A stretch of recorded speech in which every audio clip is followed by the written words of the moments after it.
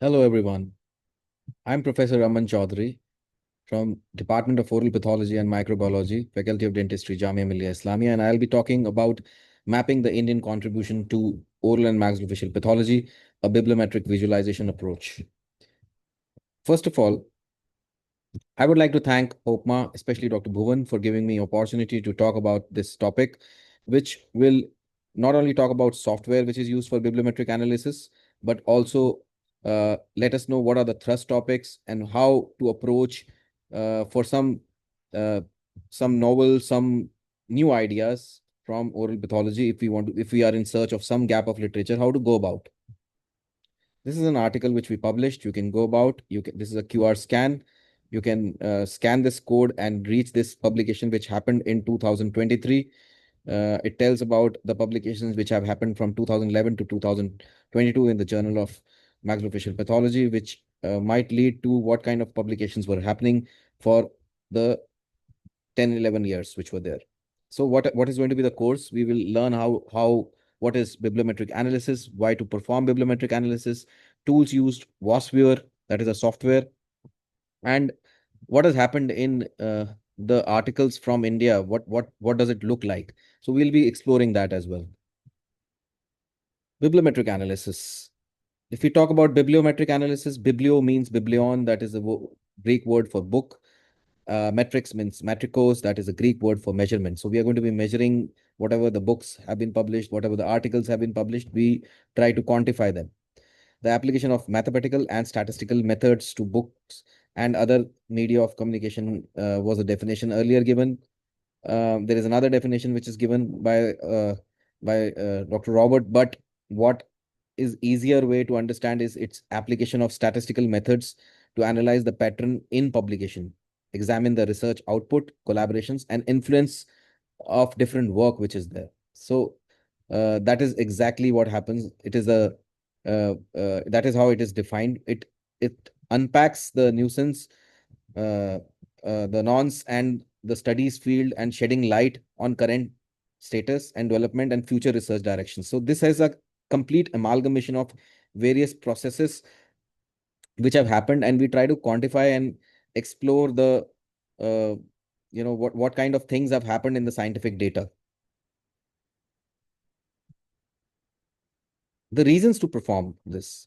I searched through AI. I had put in chat GPT what are the reasons for bibliometric analysis, and wonderful answers I got. So just exploring what it told in few words: assess journal impact. It helps in determining the scientific influence and reputation of journal based on citation matrices such as impact factor and H indexes. Identify research trends. Now it reveals and emerges the disciplining topics within the journal publications over time. Evaluate productivity. Measures number of frequency of publications, special issues, and themed collections. Understand author's contribution.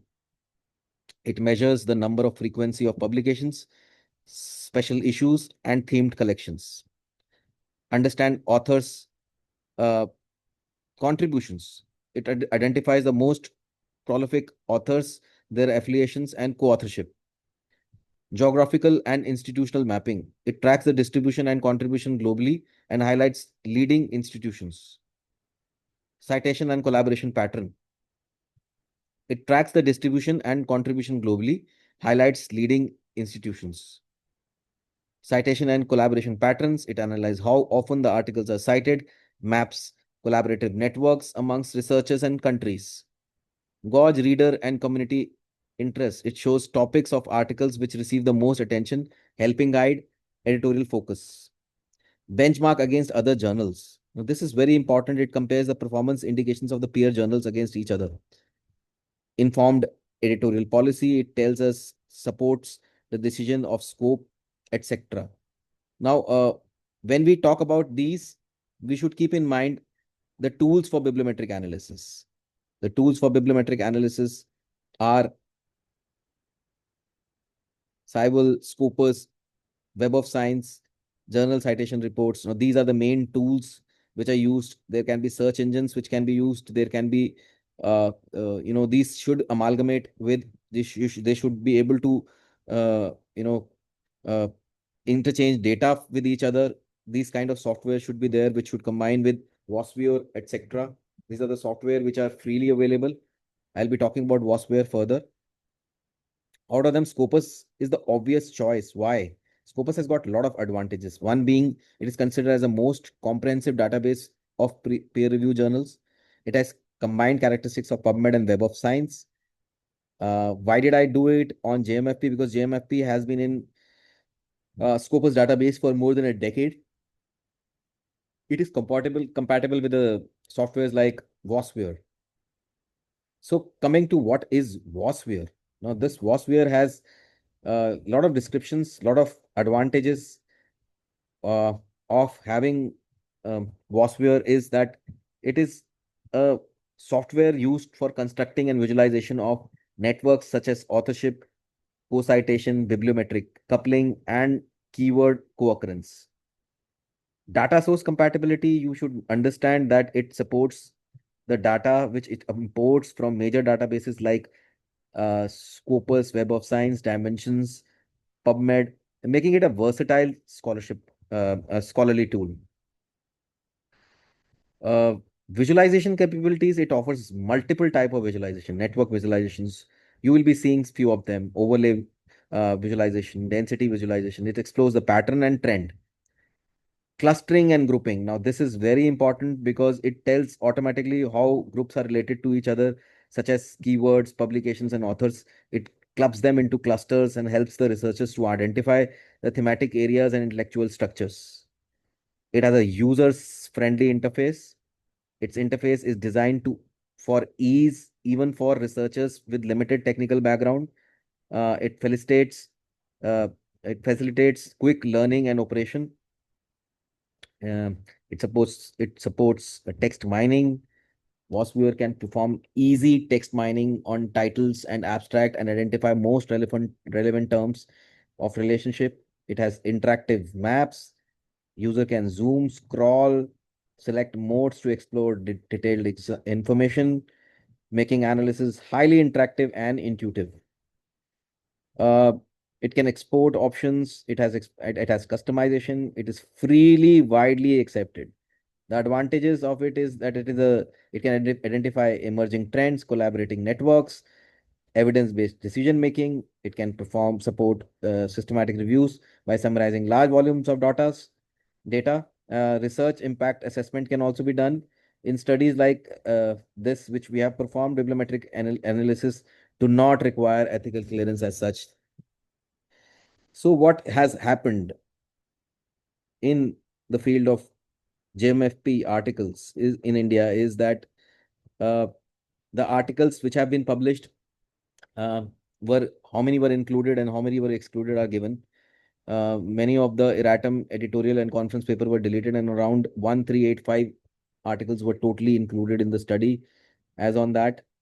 And we realized that the site score was 1.5 in 2024 and 1.5 in 2025. You can see what kind of a trend of citations from 2011 to 2022 have happened. Publications and citations are quite evident. If you see, there was a certain drop during 2000, during the COVID period, which is recovering as such. These are the keywords provided by the authors that had occurrence more than um, 10 times in Scopus online database were included in this analysis. Out of the 3,200 keywords found by was where 48 met the threshold, and total link for the keywords and number of publications in which two terms were there.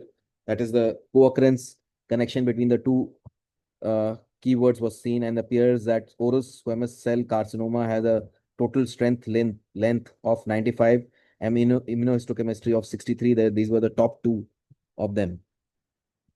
If we talk about top 10 cited articles, this can be very decisive if you want what articles to work upon, what are the thrust topics can be seen, and how do you decide what is happening. You can see the top three articles which are repeated in the journal in your field, and you can decide which article to work upon, or which can be a topic which can be very useful, or maybe you can do it in your population as such. Um, Talking about map of largest co-authorship links consists of 6 authors. The range of total link strength of top 10 cited authors was between 1 to 16, keeping the minimum number of citation 192 for authors. 10 out of 3358 met the threshold. Of each of the 10 authors, the total strength of co-authorship links and other authorship was calculated, and the largest network working together consisted of 6 authors. So these are the 6 authors which can be seen. Uh, Top 10 authors in research volume of JMFP. The maximum article number of articles of JMFP was found in range of 13 to 33. Uh, the Asian countries, including the India, South Arabia, Saudi Arabia, and Turkey and Iran, were among the top 10 most active countries producing the maximum research output in the field of in the Journal of Maxillofacial Pathology. India topped the list, of course, and included around 1275 articles. These countries like France, Italy, Mexico made it to the 10th position with 4 publications made each by the each country. So you can really know with this heat map where the publications were happening in cases of JMFP. This might lead to that what kind of collaborations were happening and what kind of contributions were happening.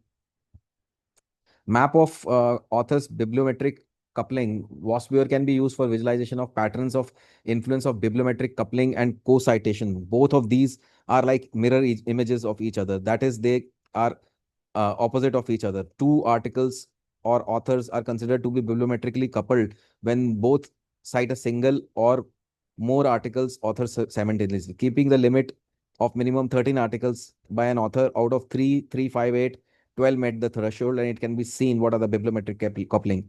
About the co-citation uh, analysis, you can see this.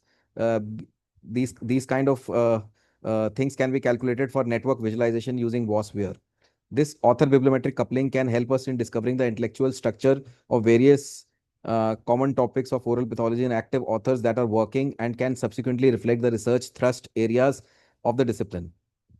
Uh, with this, I was really fast on that.